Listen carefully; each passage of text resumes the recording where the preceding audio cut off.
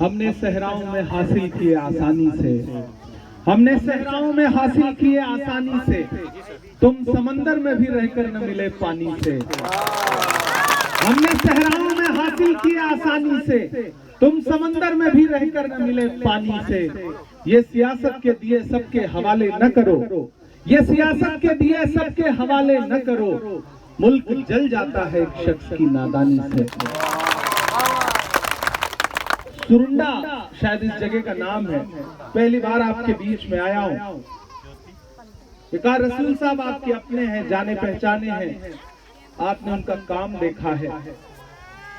हम सुबह से आज चौथे जलसे में आए हैं। 4 सभाएं हैं ये, भीमदासा में और उसके बाद 2 और सभाएं। सामने ये वादियां हैं, पहाड़ है, और मेरी आंखों के सामने तमाम बुजुर्ग नौजवान साथी, माएं बहनें।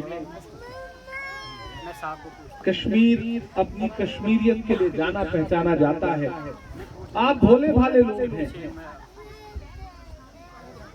आपसे ये कहने आया हूं कि 18 तारीख को जब ईवीएम की कतारों में खड़े होइएगा तो ये सिर्फ ये सोच के मत जाइएगा कि आप एक एमएलए चुनने जा रहे हैं।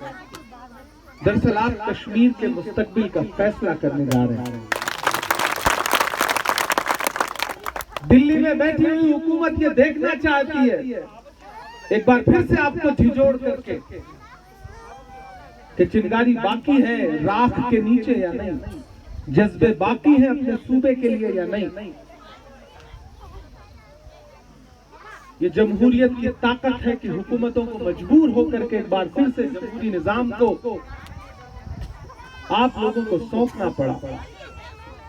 मैं दिल्ली से चल के आपके बीच में आया हूं। देश की सबसे बड़ी पंचायत में, पार्लियामेंट में, राज्यसभा में बैठता हूं और आपके मुद्दों पर लड़ता हूं।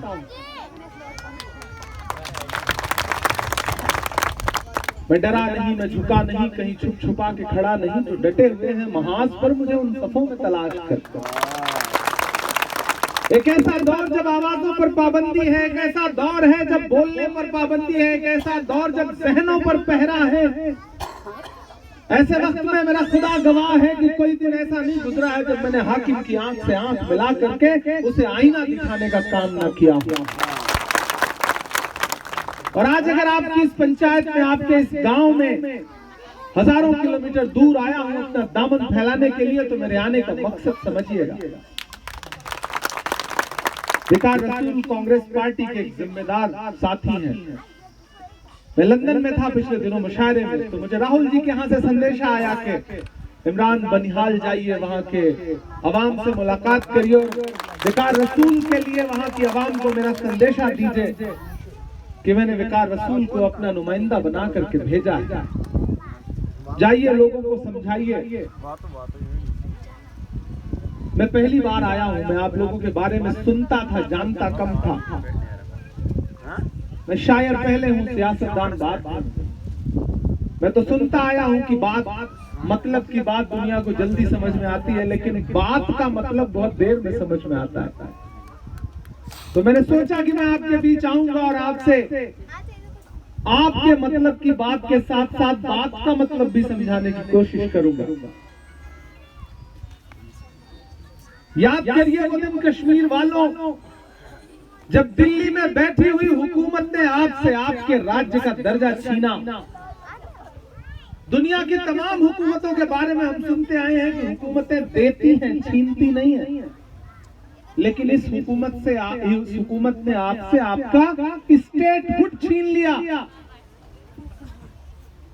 और एक वक्त ऐसा आया कि जब पूरे मुल्क ने आपसे, सियासतदानों ने नजरें फेर ली, आपके जख्मों पर कोई मरहम लगाने को तैयार नहीं था। ऐसे वक्त में एक इंसान उठा दिल्ली से और उसने कहा कि मैं कन्याकुमारी से कश्मीर तक पैदल जाऊंगा, नारा लगाऊंगा कि नफरत छोड़ो, भारत छोड़ो।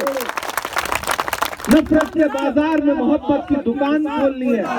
इमरान साहब जिंदाबाद। वो 4,000 किलोमीटर पैदल चलता रहा नारा लगाते हुए कि नफरत के बाजार में मोहब्बत की दुकान खोलनी।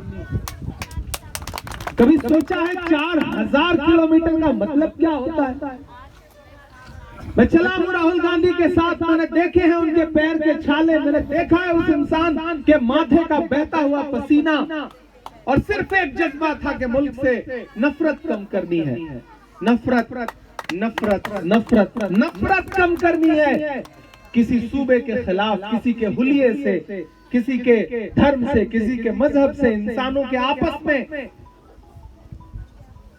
ओंकार खड़े होकर के वकार के लिए वोट मांग रहे हैं। यही तो गंगा जमुनी तहजीब है।